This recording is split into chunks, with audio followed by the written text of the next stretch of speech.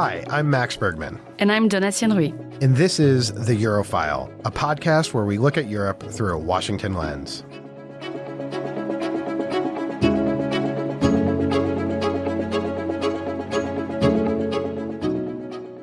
Welcome to another episode of the Eurofile. Today we'll discuss the assassination attempt on Slovakia's Prime Minister, Robert Fico, and the potential implications for Slovakian politics. After that, we'll cover the announcement of a new Dutch government after months of negotiation, led by nationalist Geert Wilders' PVV party. Finally, we'll turn to a conversation with Jude Blanchette, Freeman Chair in China Studies here at CSIS, to discuss President Xi's recent trip to Europe and the state of Sino-Russian ties. We hope you enjoyed the show. Max, let's start with Slovakia, where we had some really distressing news last week. We're recording this on Tuesday, the 21st. Robert Fico, who is the Prime Minister of Slovakia, was shot during a government meeting he was coming out of, not in the capital, but somewhere a little further out. And he was shot several times. He is now in stable but serious conditions. He was in surgery for a long time, so there was a lot of uncertainty when the news came out. But this was a pretty jarring news coming out of Europe. Yeah, it's really one of the most shocking things that I've seen come out of the news in a long time. In part because it just looks like any other sort of political, not even event, just political machination, where he's going to a rope line and to shake hands, and is shot with multiple video cameras or phones recording the incident, and then taken away dramatically by his bodyguards.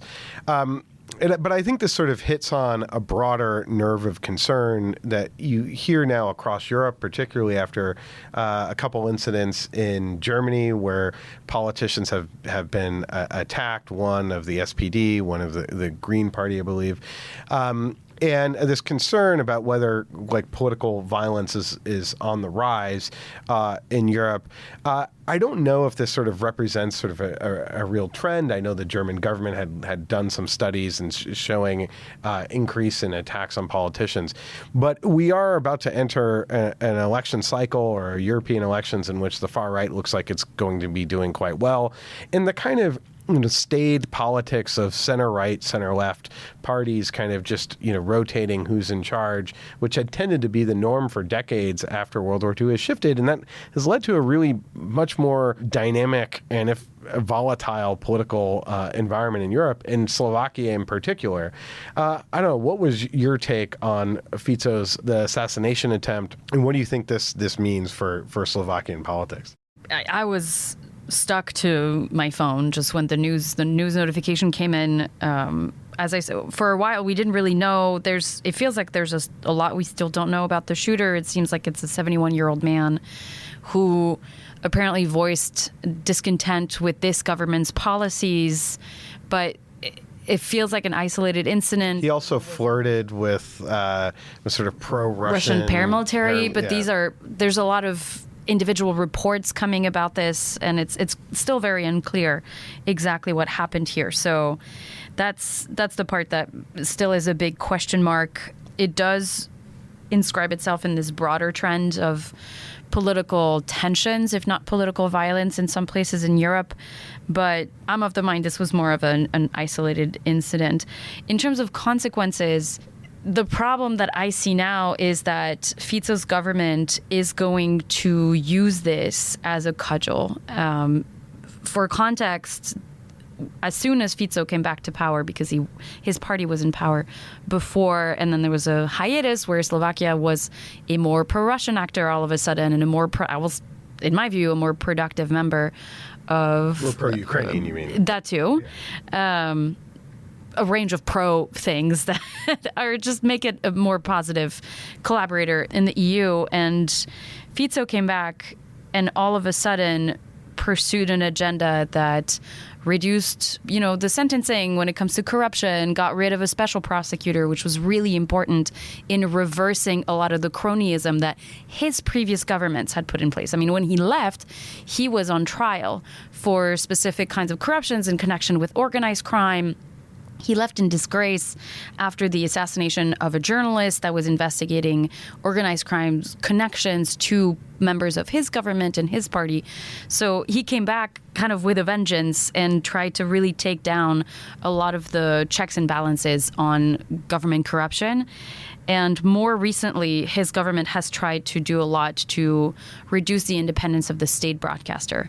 And there's been a lot of protests around that. And my concern is people in his party have been accusing the opposition of creating a climate of violence and a climate of hatred when I don't tend to see it that way. I actually think they were trying to make sure that democratic checks on power stayed in place. And Fico's government tried to say that they're the ones being unhelpful actors. And now that this has happened, I think they're going to push full force to take down a lot of these barriers, to say this is what we need, because as we know, especially in the United States as well, security has long been used as a reason to take down some of the barriers that sometimes we kind of need. Yeah, and it's also Fico was sort of going the same path that we had seen Hungary go on, also Poland under the previous government, of rolling back media freedoms, taking over basically control of the state media. And the state media is really important because what media do you get in the Slovak language? Well, there's not that many channels, and this is a place where, a situation where the market doesn't really fill the void that is left by the state. So control over state media, whether you're in Hungary and control Hungarian media in Slovakia, really matters. And I think the big question is what does this mean? Presuming Fico returns and gets better and is healthy and returns to office, does this lead to kind of vengeance against the opposition? There were some concerning things said by some members of his party in the wake of this. Now, emotions are running high, but does this lead to sort of stepping on the gas in terms of consolidating power, pushing back on rule of law? And then does that mean greater tension with Europe? I think that's a big concern going forward. Why don't we turn... Speaking of other concerns. Yeah, speaking of other concerns, to the formation of a new Dutch government. There was white smoke that came from The Hague, that a new Dutch government led by Geert Wilders, the far-right politician that won the last election, which was held, God, when was it? It was months ago. Months ago. It was in 2023. But this is pretty standard fare for the Dutch. They have so many different parties. Forming a coalition can be really difficult. But they have a coalition, yet they don't yet have a prime minister. The former Labour political figure that had been tapped to be the kind of unity prime minister, I guess, has decided that he's, due to a controversy in the formation of the negotiation, that he's not going to be the prime minister. So we're again recording this on Tuesday, May 21st. We don't know who the next Dutch prime minister will be, but it looks like there's a governing coalition. And we're pretty sure it's not going to be Geert Wilders. Yeah. I mean, that seems like that was part of the agreement in order to form this government. I think that was the only way to make it palatable to some of those parties. I think there's a couple things here. One is it's a very strange coalition. Mark Rutte's party, the outgoing prime minister, who may or may not become the next Secretary General of NATO.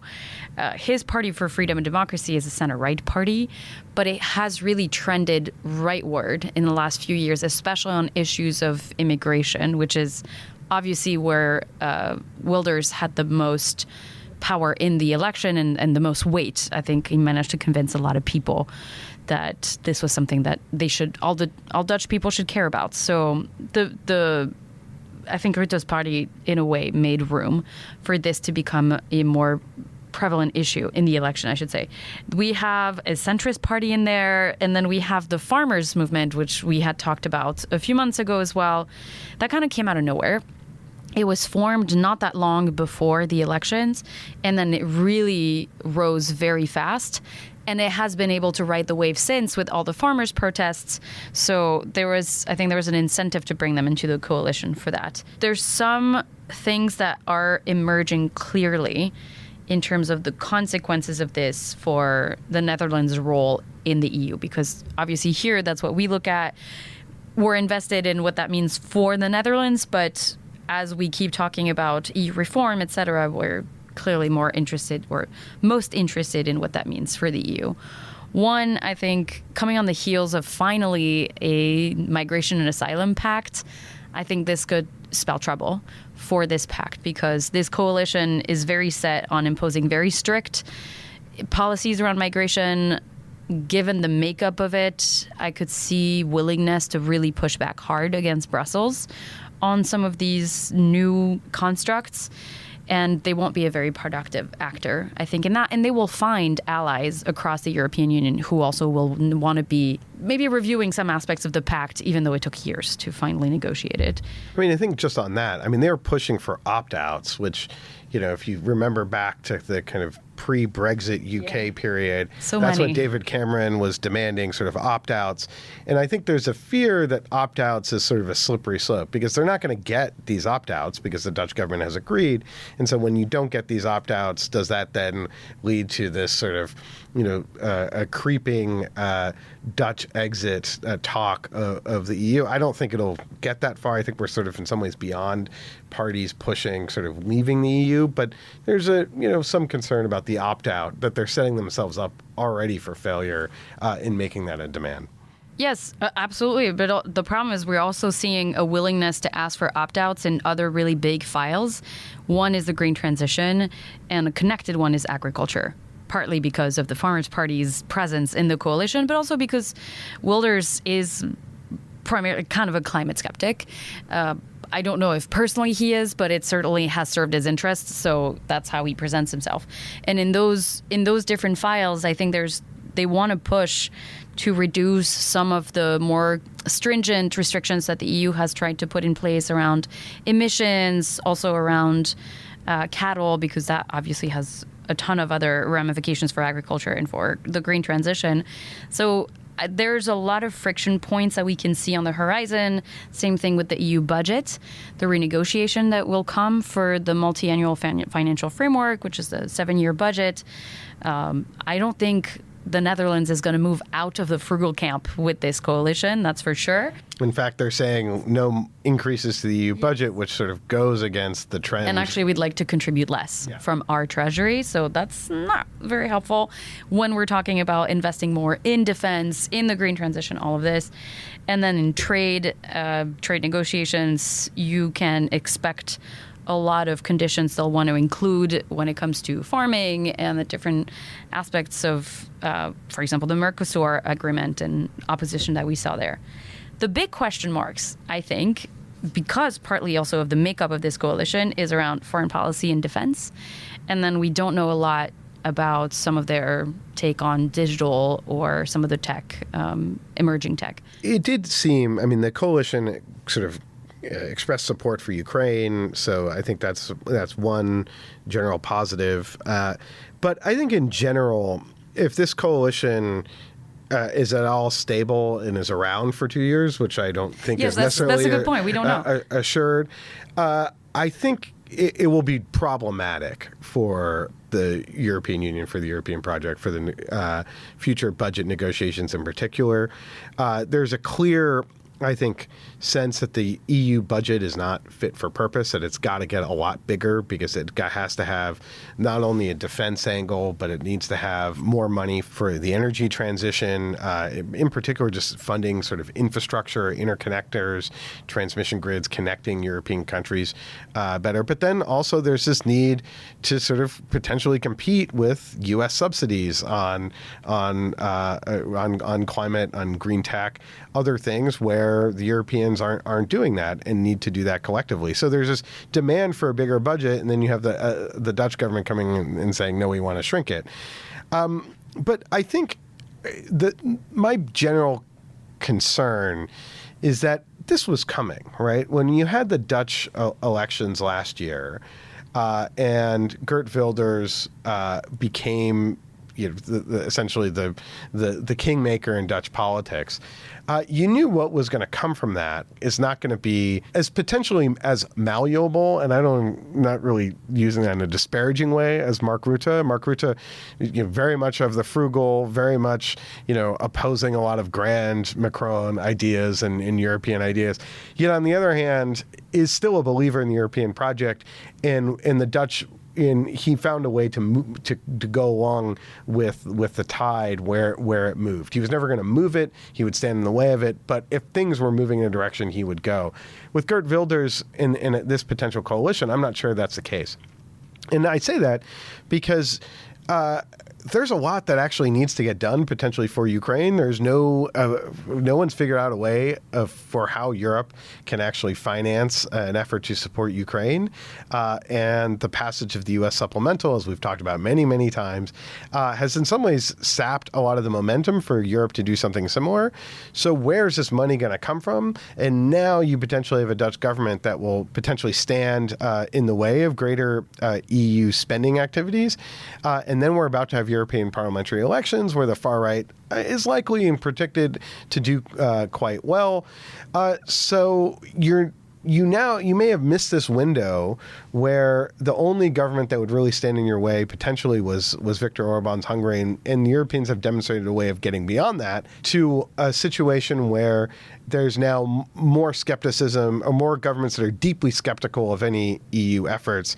So the challenge here is that going forward, this may sap Europe's ability to actually act boldly in new ways, and Europe may have missed a window over the last 6 months to take bolder action on certain portfolios, particularly Ukraine and defense. I think that's a great point, but unfortunately, and I don't mean that as an excuse, but I think that's just Brussels' inability to think strategically about anything else than what's right in front of them in terms of crisis. And Orban is the one that's in front of them all the time. Obviously, Poland was that for a while as well, and that Fico was that as well, and I'm sure he'll be again. But that was not on their radar at all because, one, I think probably some people fooled themselves into thinking that we could probably reach yet another 6-party coalition in the Netherlands that would not have to include Wilders. Obviously, they were wrong if anybody was thinking that, but I think it's just there's an inability to focus on that. It's also really hard with 27 members. Keeping your finger on the pulse of all of these political developments is really tricky at a time where there's all these other immediate crises to look at. Now, let's also be honest that Wilders is completely untested in government at the national level. We don't know what he's going to do. We don't know what kind of post he's going to get, minister of God knows what. So let's see what that looks like. I'm not saying he's going to turn out to be incredibly positive for the EU. Look, we're not naive here. But there's a lot of question marks that I would like to see still. There's talk now of potentially a green light for Ukraine at the summit in June. Let's see what he does in that. Never know. And he's not going to be prime minister, but he's clearly going to have a lot of power. Yeah, no, and the magic of the EU is that it somehow finds a way to get stuff done and to legislate at kind of just in a machine-like pace. So, but maybe this is a good segue to sort of transition on to, focusing on what's in front of you, to our conversation with Jude Blanchette and President Xi's visit to Europe.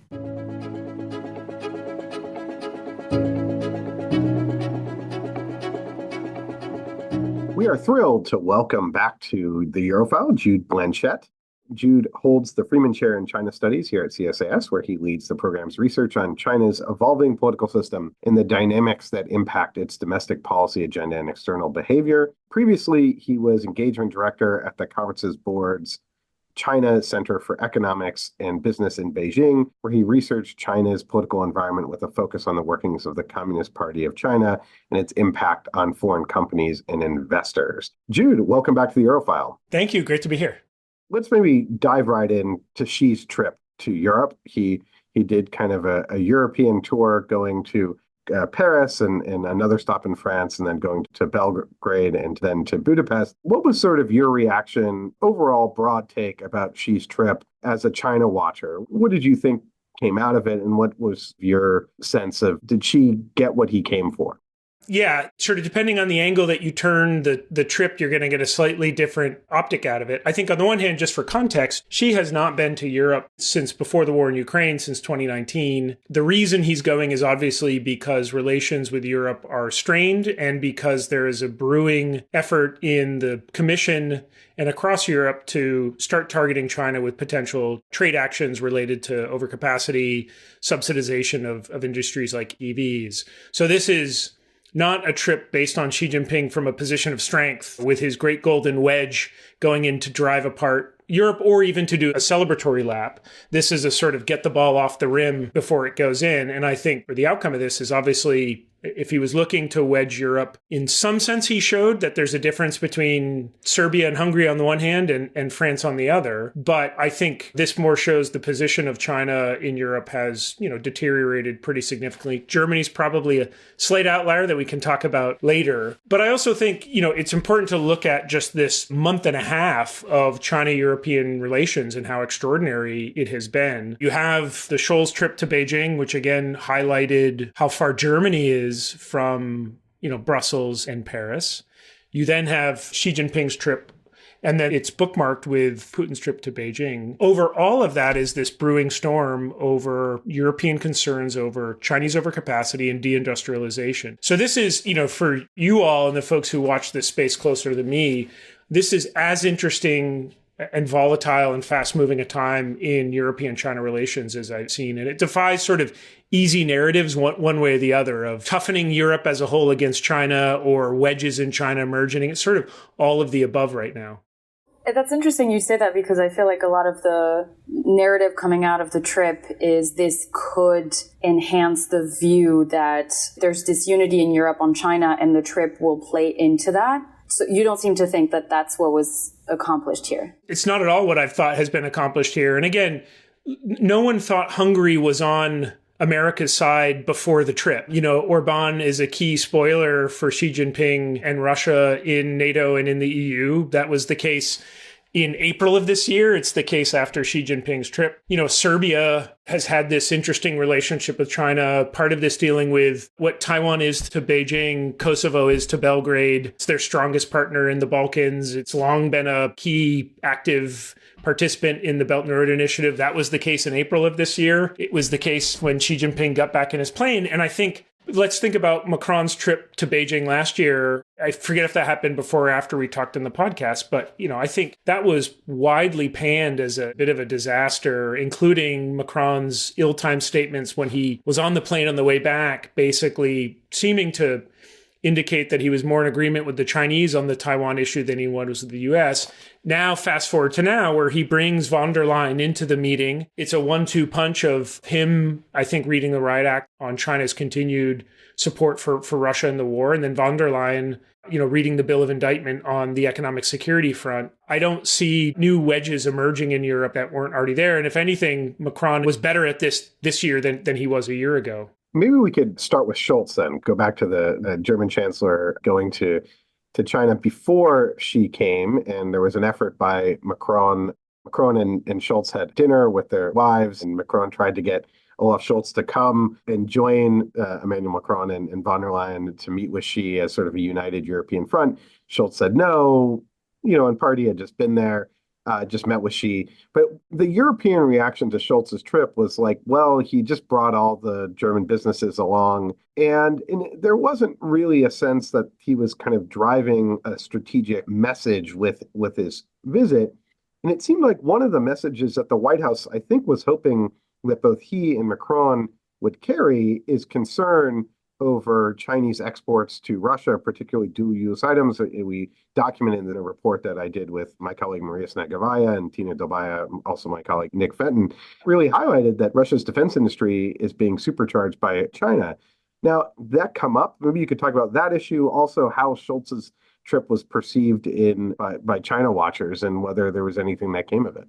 It's interesting because we can sort of juxtapose Scholz's previous trip to Beijing, which there was some criticism around it just by virtue of him going, but it had a strategic rationale. And you remember it was from that trip that in the wake of it, Xi Jinping made the first time he ever sort of sent what seemed like a bit of a warning shot in Russia's direction, saying, stop playing footsie with nuclear escalation. And so for all of the criticism of the Scholz trip, I thought it was done really well of we're going to try to find a way to have a productive relationship with China, but it's not cost-free. And I'm going to use my time with Xi Jinping to be communicating a key European message, which is displeasure with China's support of Russia. He's gone the way that Macron was a year ago, where now this trip didn't, to your point, I don't entirely understand what the strategic rationale was. You're bringing a bunch of German businesses. It felt, again, I wasn't in the room, but it feels like the motivation for this was we're worried that China is going to perceive a unified bloc on trade and potential punitive measures. And we want to let you know that we Germans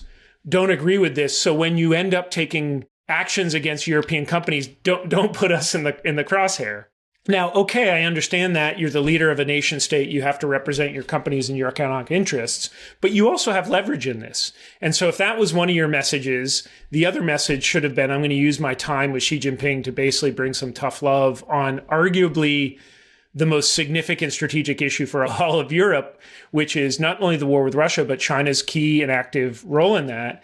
And that's why, of course, when Scholz came back, you saw a bit of a revolt from, German intelligence, who in a public remarks chastised him, and then Stoltenberg sort of reminding in Berlin of the obvious, which is something to the effect that, China is supporting the greatest, military aggression in Europe since World War II, which is a fair statement and was obviously an indication that no one thought Scholz used his time with Beijing to communicate the message. I think the lesson from this shouldn't be don't go meet with Xi Jinping. I don't think the message is you have to go and push the line that we're going to be de-risking from you.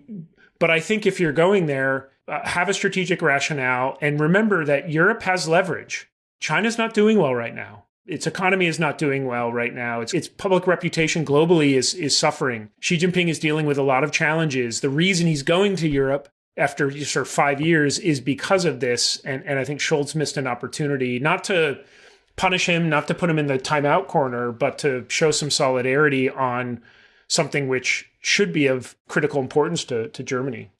Speaking of visiting Xi Jinping, when we talked a year ago after the Macron visit, or right around that visit, we were talking also about what seemed like increasingly close ties between Russia and China. And we approached it from the view of there's a lot of value for Russia. And it seemed from your side of the China watchers, there seemed to be confusion about what is China getting out of this.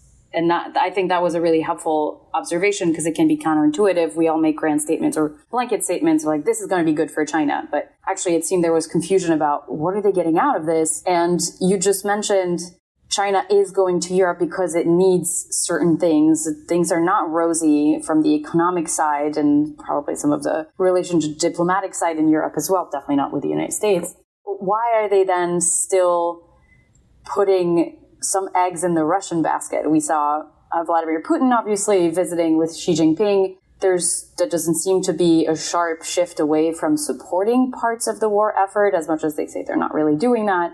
So what's the rationale a year later, after our conversation, for this to still continue if this is actually creating a problem in China's relationship with Europe? I think my point was, and if it wasn't, I'll now use the distance of time to revise what my point was. It was less sort of what is China doing? It makes no sense. It was more, I think we're still dealing with these, to me, sort of artificial narratives about the China-Russia relationship. Some of them far too wedded in the Sino-Soviet split, of the Cold War, and kind of structurally have this idea that this just doesn't make sense, this relationship. So there has to be tensions in here that are going to emerge at some point. The one that was dominant at the time, and still is in many ways, is China's seeking a lot of benefit out of this relationship. It's now Russia's, whereas Moscow in the Cold War was the big brother. Now the tables have turned and China is turning all this into leverage, which it's using, and sort of Putin is a junior partner. And so there's a tension on that of hierarchy. And I think the point I was trying to make is, yeah, but China's paying a lot of cost strategically to support Russia. There's benefit from it, which we can talk about, but it defies sort of a clean narrative of sort of China now building dominance in the bilateral relationship, because it's a costly dominance, right? It's costly in its relationship with Europe. It's costly in its relationship with the United States. War in Ukraine has been globally financially costly. So again, there's benefits which we can talk about, but I think sort of that was my point of it justifies a clean narrative. The thing I think, is so striking to me about where we are now in the relationship. First of all, the report that you all did is just proof positive of how deep the Chinese industrial base and the Chinese economy is for Russia at this point. And that's something which I think frustratingly hasn't been as much of a key narrative from the White House. That, you see peaks and valleys of when they're referencing this, but it's hard to see Russia able to sustain and now rebuild its defense industrial base without having the second largest economy be an active supplier. And that's where some folks looking at overall trade statistics, I think minimizing some aspects of the trade relationship and finding the weaknesses in the bilateral relationship and highlighting those. But as you all do in your report, there's very specific inputs which China is providing, which are absolutely necessary right now. And then, of course, you have China doing nothing to intervene in the strengthening relationship between Moscow and Pyongyang, which has now become critical. And I think Beijing is probably happy that there is someone other than them, so they don't have to take the sanctions hit, who's going to be providing direct ammunition and material to Russia. And then I think the other, complementarity of this where China is gaining is China's grand political economy strategy right now is fortifying its economy, in part because it watched what the West did to Russia and it sees the potential for that. And in part because it's just dealing with increased U.S. sanctions and technology controls. And so building this counter-containment economy is critical. And Russia has been an important partner on that, right? So now you've got 95% of bilateral trade between Russia and China is settled in either rubles or predominantly in the renminbi. There's complementarity on the energy side, despite some shortcomings there. And so my big frustration is in hearing the discourse, not you all, but you still hear the discourse on Russia and China. It's still wedded in these narratives of sort of structural tension in the relationship. We literally just saw Xi Jinping bear hug Vladimir Putin. Does it mean the relationship is seamless? Of course not. Name me one bilateral relationship that isn't. But every year I keep being surprised at how much further the relationship will go than the previous year. Yeah, I think last year there was a lot of concern, especially in March of 2023, that China was going to sort of open the taps on its lethal weapons stockpiles and just directly support Russia militarily. And it didn't, and it had moved to provide dual-use components that are fueling Russia's defense industry. And I think the sense that I have is that China thinks that it's on the right side of the European line here. And ergo, there's sort of nothing to complain about. So what I hope was taken back by Xi Jinping from his trip, especially to France, and also from meeting with Olaf Scholz, is that actually the European line has moved, and that what China is doing potentially threatens its access to the European markets. Do you think that came through? And then maybe you could talk about the bear hug and Putin's visit that came right after this. I think sort of Xi Jinping has been surprised by Macron's shift on the issue, but I don't think the Chinese have assessed that there is now a much higher risk tolerance on the European side to put actual pain on China for its relationship, right? I don't think we've seen any noticeable cost imposition aside from increasingly stern rhetoric. The sanctions are still fairly hesitant and cautious. Now, that doesn't mean that the strategy Macron is pursuing right now is wrong. And one thing that I just don't know as an outsider is what actions might China have taken were it not for statements, actions, and prodding that's going on behind the scenes. You'll never know it. It's unfalsifiable. So I can't say the strategy is a failure. But pointing to your report, all I know is we are at the cusp of a significant deterioration of Western support, or at least U.S. support for Ukraine. And now Zelensky coming out in increasingly apoplectic terms, beseeching the West to step up its support because they feel the breath of defeat not too far off them. And China is still charging ahead with doing everything it can. So I think to your point, we would like them to take away that, but I think we actually have to do things to show them that the line has fundamentally shifted and be willing to take on far more friction with China to be able to enforce that line. Because I think China's view is not only are we on the right side of Europe in general, and again, see Scholz's visit to Beijing, you idiots like, me and others who right after the invasion of Ukraine said China had made an absolute catastrophic blunder by signing the joint statement, no limits partnership just weeks before. It's this old story about the Zen master who says, well, we'll see. China might actually have made the right bet here. And it had the patience and the foresight, and it made the right calculation that, our view is the West breaks after a certain amount of time. And so we just got to wait them out. And that may be what we see in a year from now. I guess on that, we'll see. But but maybe one last topic. The Biden administration recently announced quite significant tariffs, or at least seemingly significant tariffs against Chinese EVs, solar panels. And this is creating pressure on Europe to do the same. Janet Yellen, the Treasury Secretary, was just in Frankfurt and gave a speech and sort of advocated Europe sort of taking similar action. Now, it comes on the heels of Europeans talking about taking similar action. So it's in some ways it sort of reverses course. The U.S. Action sort of came out of nowhere, or at least I think took Europe maybe somewhat by surprise.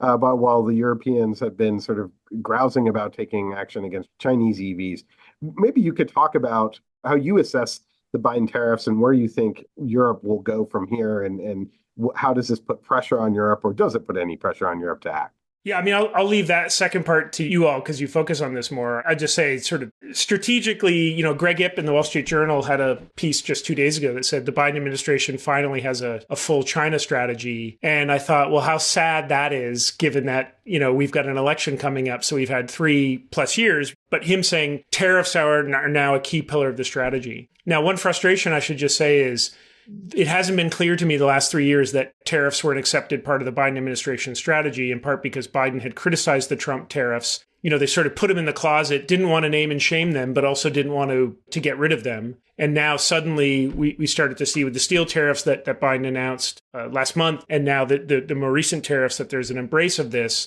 The Chinese perspective is this is all electioneering. The timing, I could understand how the Chinese see that. I think the big Chinese weakness in all of this is they don't understand the organic development of concerns over deindustrialization and overcapacity, the sort of so-called, China Shock 2.0, which, as you rightly mentioned, this first started in Brussels.